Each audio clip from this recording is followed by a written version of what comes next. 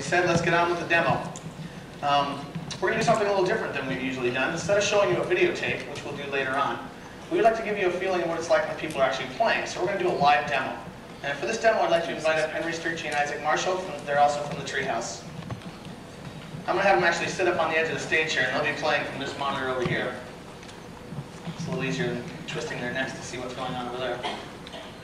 I think the obvious choice is to start out with a demo of Super Mario 64. You may notice these cartridges are a little large. These are actually, of course, prototype cartridges. The final cartridge is approximately just under half the size of this. It's actually significantly smaller than the Super NES cartridge. And without further ado, video. It's me, Mario!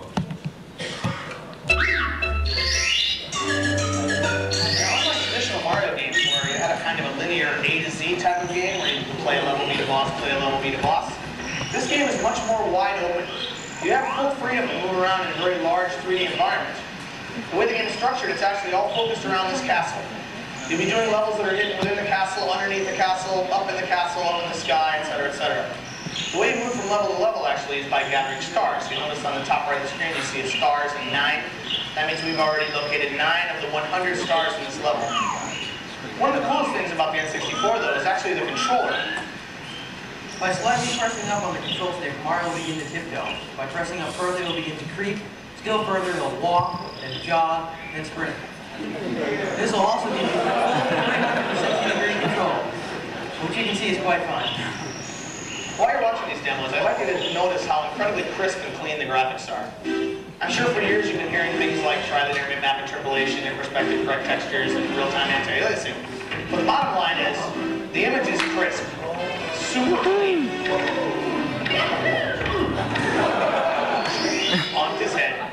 As you notice, Mario did a kind of a cool move there. I'd like to go into some of the moves now. Being a Mario game, Mario has a lot of moves. Let's see what Mario can do. Mario has a combo. Mario has a jump kick.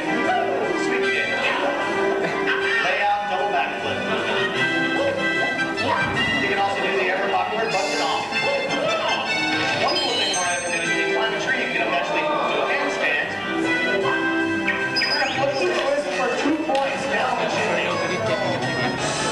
Now in this particular level, we've already gathered the first 2 stars. The first star you actually get by saving this mommy penguin's baby. You then get the second or third star by coming into this chimney, and the mommy will be happy to take you on a race down the bottom.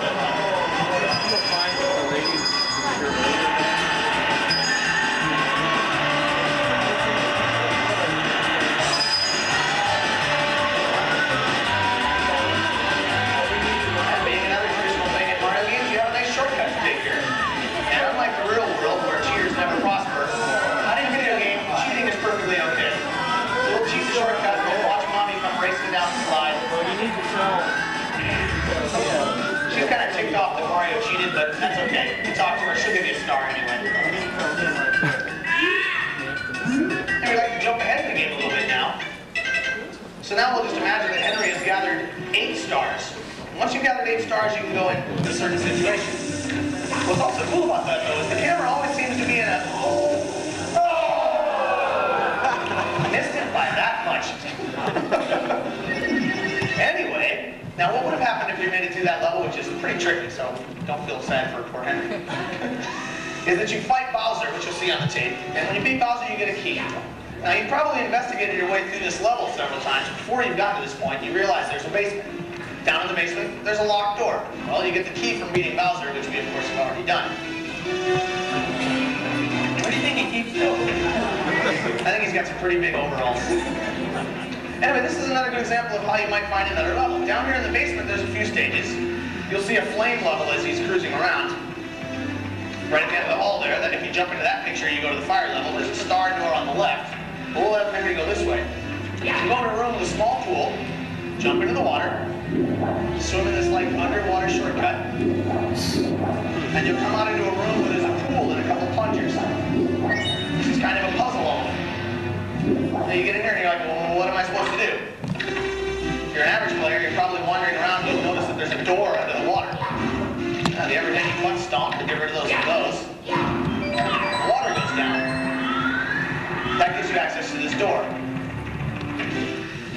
door, lo and behold, you're in the moat, and now the moat is drained. Again, an average player probably would have gone to swim in the moat when they first started playing. That's kind of cool. They would have seen the door, and they would have seen this hole.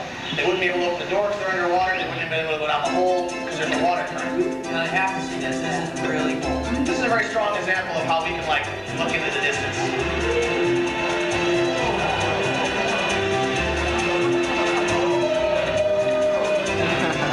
You may have also noticed while Mario walked into this level that he looks like a bunch of pixels.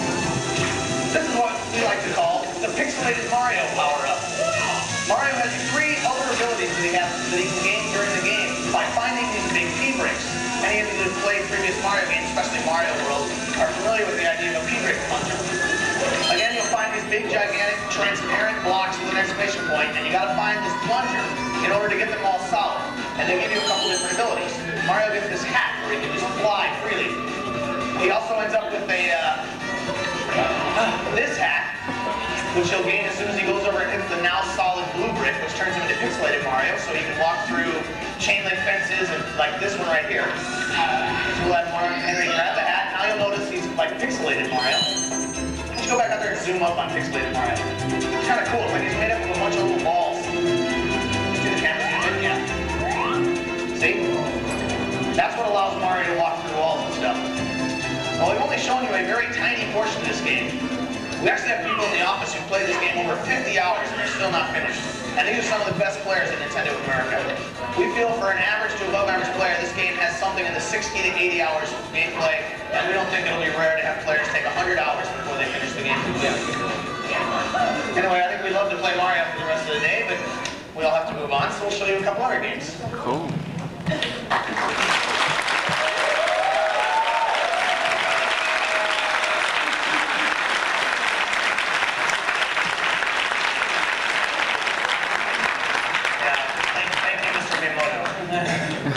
Okay, the next game we'll show you doesn't need a whole lot of introduction.